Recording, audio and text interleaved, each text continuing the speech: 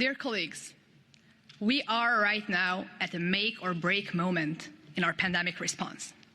Just think back about the early days of the pandemic to where we were a year ago. We had 27 member states with 27 different strategies. We saw people piled up at borders. We saw a shortage of medicines. We risked a shortage of food. These were sights that were unimaginable to witness in Europe in the 21st century. And let's acknowledge that we've came very far from here, and we chose the right path, the path to pursue a joint European response, because this is the only way we can get out of the crisis together. But let's also learn from what went wrong.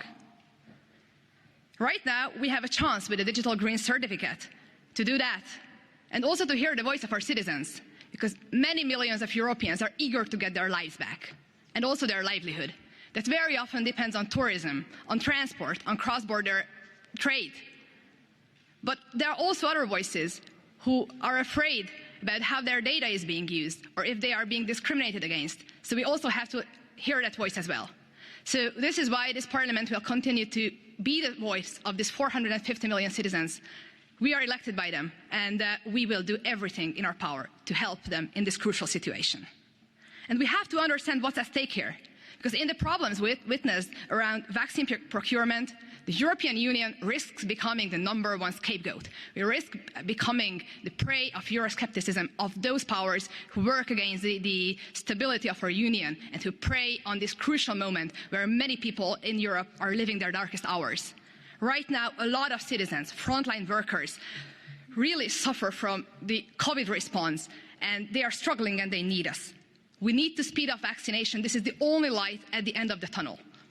So this is why I'm so glad to see the efforts of Thierry Breton, who really does an amazing job, offers us some good news and some clarity as well. And we need to continue further with that path. We need to increase the production capacities, to set up more ambitious targets for deliveries, to work together with manufacturers, and also to ramp up production. These are the crucial steps we have to follow. And in the wake of these troubles, just as other leaders said before me, I was also so shocked to learn about the 29 million of AstraZeneca vaccines that are stockpiled. How can they even justify that? We are racing against time. This debate was never about the United Kingdom.